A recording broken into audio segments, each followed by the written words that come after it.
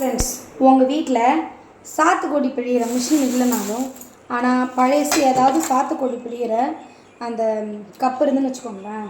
ஒரு பவுல் எடுத்து நல்லா வாஷ் பண்ணிவிட்டு இது தூக்கி போடாமல் சிம்பிளான பழங்கள், அதாவது எலுமிச்சைப்பழம், அப்புறம் ஆரஞ்சு பழம். சாத்துக்குடி கொஞ்சம் கஷ்டமாக தெரிவது, கொஞ்சம் ட்ரை பண்ணால் அதுவும் நல்லா வரும். இப்போ எங்கள் மாமனாருக்காக தான் இந்த ஜூஸ் நான் அடிச்சிட்ருக்கேன். ஸோ எவ்வளோ ஈஸியாக பழம் நல்லா பிழிஞ்சு கொடுக்க பாருங்களேன். நம்ம சாத்துக்குடி டப்பியில் ஜூஸரில் எல்லாமே இருக்குது. கரண்ட்டில் அடிக்கிறது தான் இந்த பாருங்க நான் காட்டுறேன். இதில் தான் செட் பண்ணணும். இப்போ செட் பண்ணி அதெல்லாம் பண்ணுறத விட சிம்பிளாக ஈஸியாக டக்குன்னு உடனடியாக இப்போ நான் யோசனை பண்ணேன், சரி இதையே நம்ம இந்த பவுலில் வச்சு ஃபில்டர் பண்ணி கொடுத்துக்கூடாது, இந்த ஜூஸை டைரெக்டாக அடிச்சிட்டு அப்படின்னு சொல்லிட்டு பண்ணேன். மாசலோட செம்மையாக ஜூஸ். இந்த பழம் எல்லாமே நல்லா பிழிஞ்சு கொடுத்தாச்சு. இப்போ இதை அப்படியே ஒரு டம்ளர் தண்ணி கலந்து டைரெக்டாக ஃபில்டர் பண்ணி நம்ம வயசானவங்களுக்கு லைட்டாக உப்பு சக்கரை தேவைன்னா போடலாம்.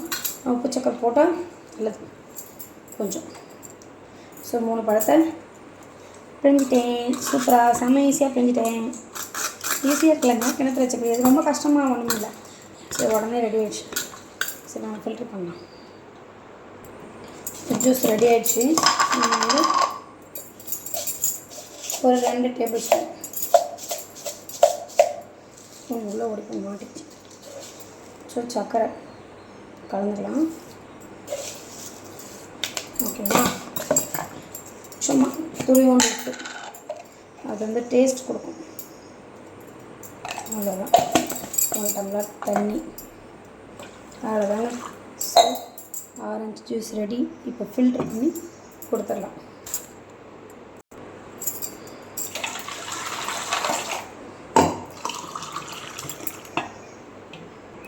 ஜூஸ் ரெடி ஆகிடுச்சு. மறக்காம சேனலுக்கு சப்போர்ட் பண்ணுங்கள், சப்ஸ்கிரைப் பண்ணுங்கள்.